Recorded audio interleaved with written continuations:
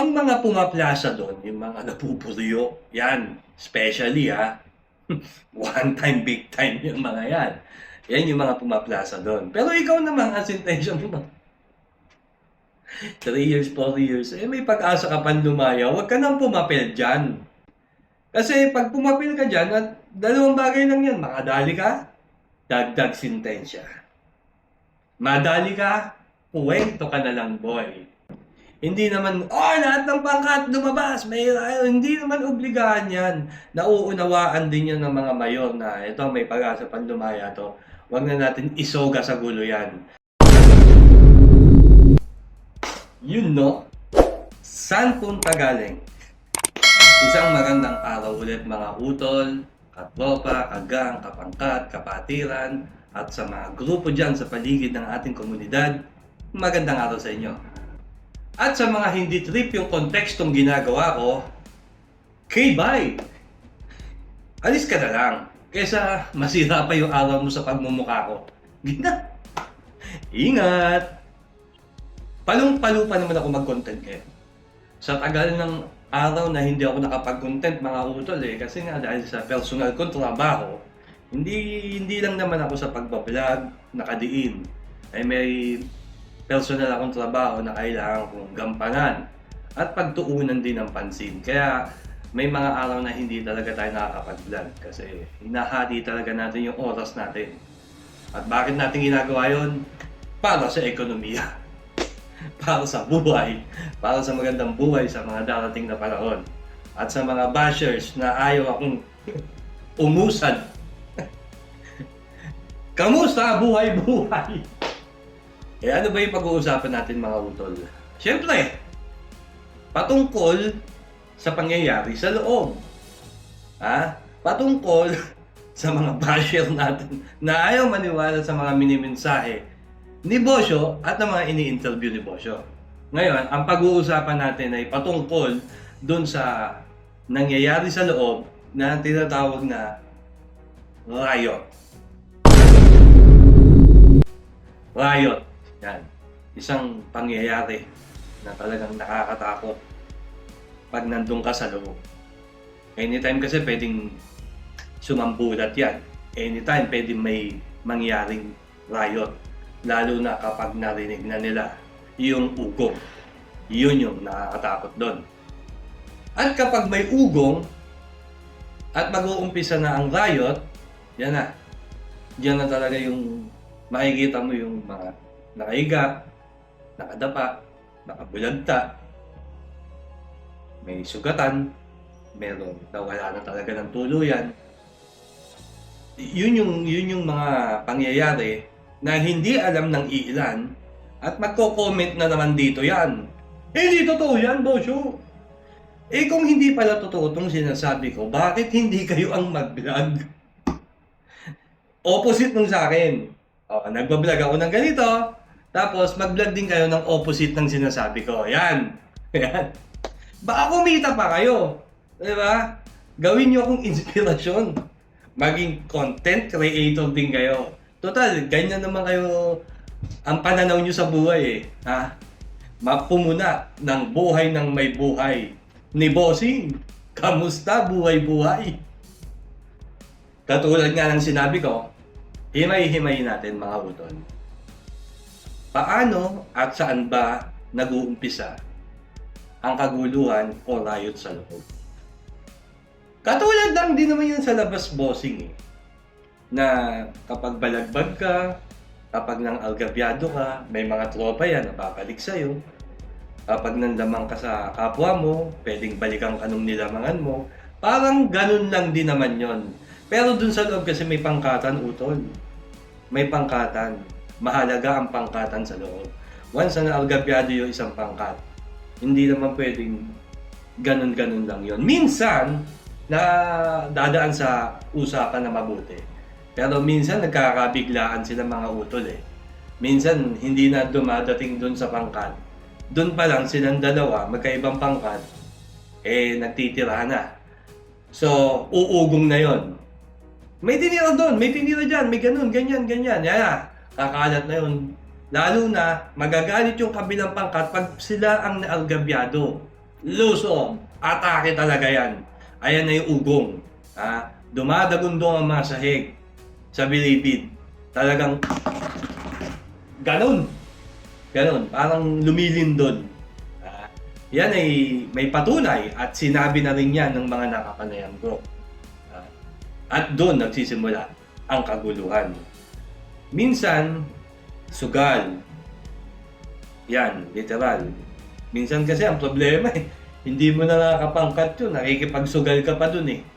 Di ba? Pag nagkapikunan kayo, di ba, magtitirahan, damay pa yung ibang pangkat, damay pa yung pangkat nyo. Magsugal ka na lang sa kaparehas mo na pangkat. Kung sakaling hindi kayo magkaintindihan yan eh, meron namang mayor dyan na magdidisiplina sa inyo, maaaring matakanan lang kayo. At least, hindi lumaki yung gulo.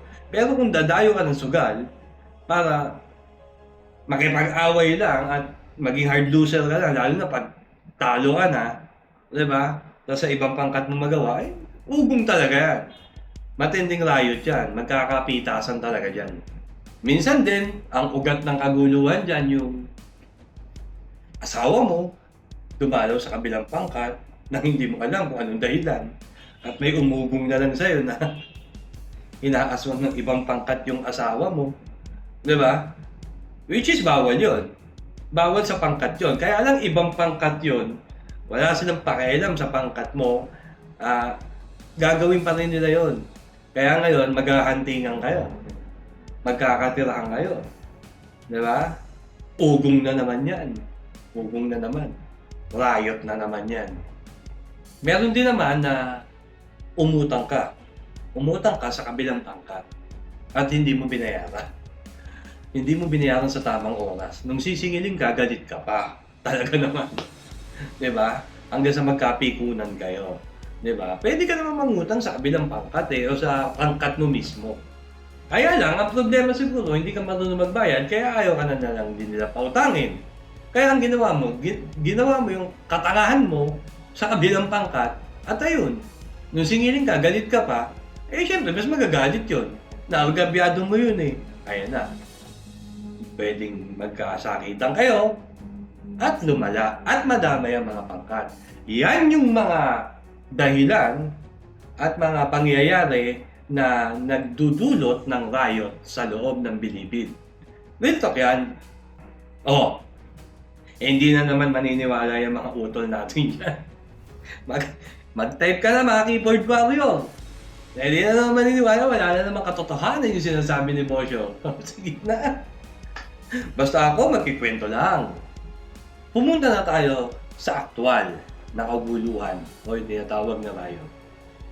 Utol, hindi ka pwedeng matapang doon. Di ba? Pag nagaganap na yung riot, hindi pa pwedeng patanga-tanga ka doon. Di ba? Gusto mo? Magpapasiklab ka doon? Babandera ka doon? Paplasa ka doon? Para makita ng mga kapangkat mo, angas nun, no? Ayun, no? Bumabandera, pumaplasa, nagpapaandal. Utol, sinasabi ko lang, hindi uso ang matapang doon. Hindi ginagamit ang tapang doon, utak at gulang. Diba? Hindi pa pwedeng, kung ano yung asta mo sa labas, yun yung dadalhin mo sa loob. Na ikaw yung unang-una agad na aatake doon. Utol, mapapama ka dyan, magiging kwento na lang talaga yung buhay mo. Ang mga pumaplasa doon, yung mga napupuriyo, yan, especially one time, big time yung mga yan. Yan yung mga pumaplasa doon. Pero ikaw naman, as intention mo, 3 years, 4 years, may pag-asa ka pang lumayaw, huwag ka nang pumapel dyan. Hindi naman obligado sa pangkat na makisali ka. May mga asentado dyan. Mayroon mga talaga na mga tao na paplasa, nagigitna at haharang sa gulo, nalalaban. Huwag ka nang pumapil. Kasi pag pumapil ka dyan, at dalawang bagay lang yan, makadali ka, dagdag sintensya. Madali ka, puwento ka na lang, boy.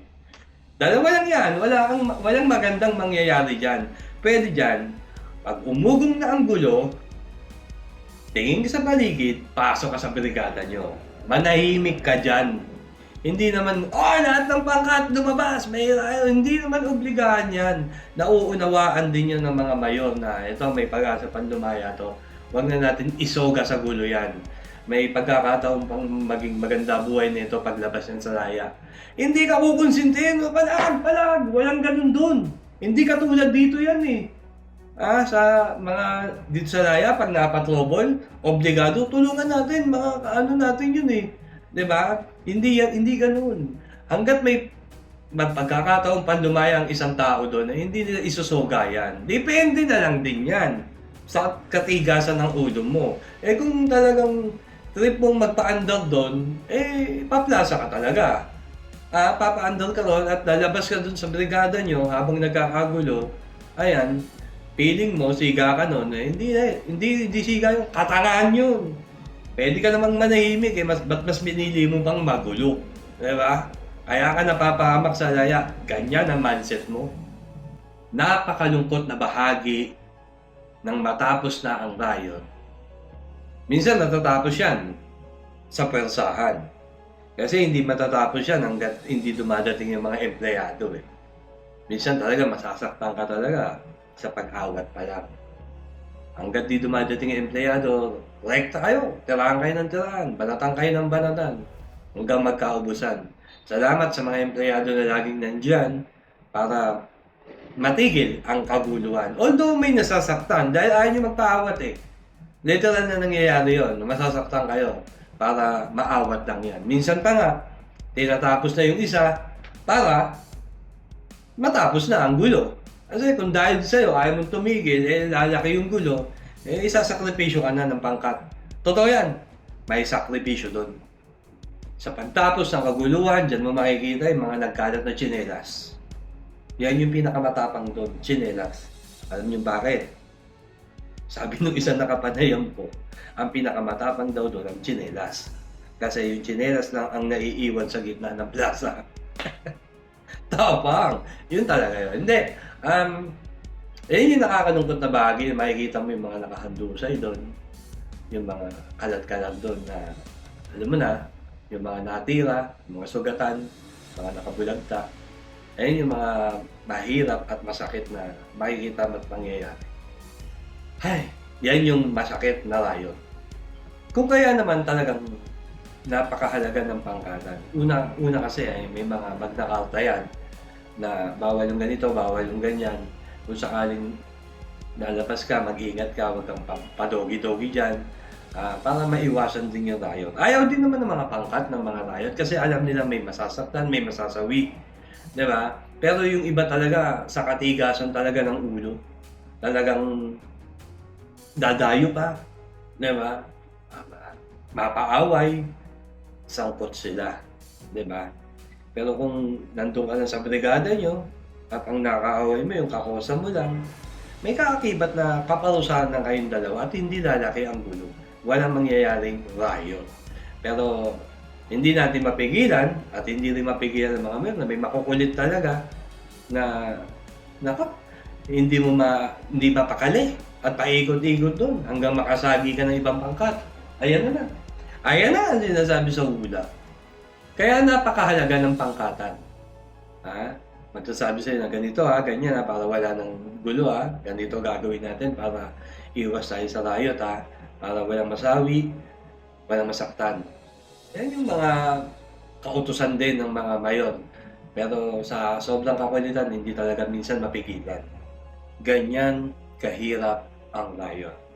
Kaya sa mga manonood ko, especially sa mga kabataan, mga utol, napakahirap nang dadanasin nyo sa loob ng kulungan. Believe me, maniwala kayo sa mga nai-interview ko, maniwala kayo sa mensahe nila. Hindi biro ang makulong.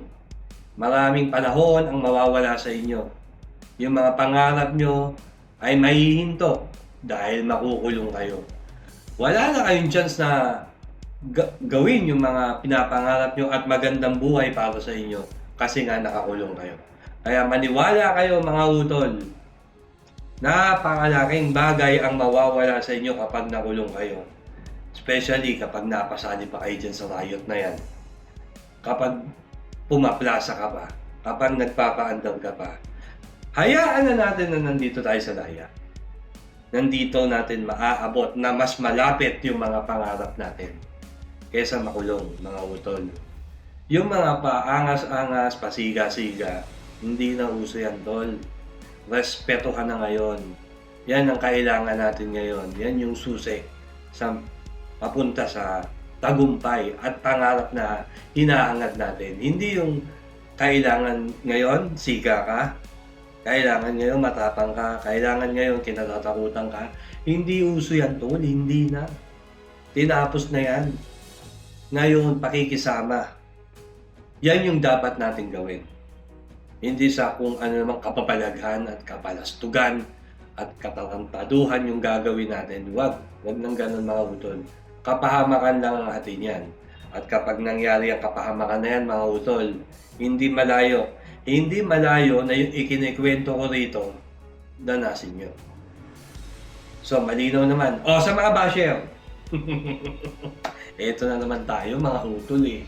O sige, i-opposite nyo na naman itong mga sinasabi ko. Wala namang problema eh.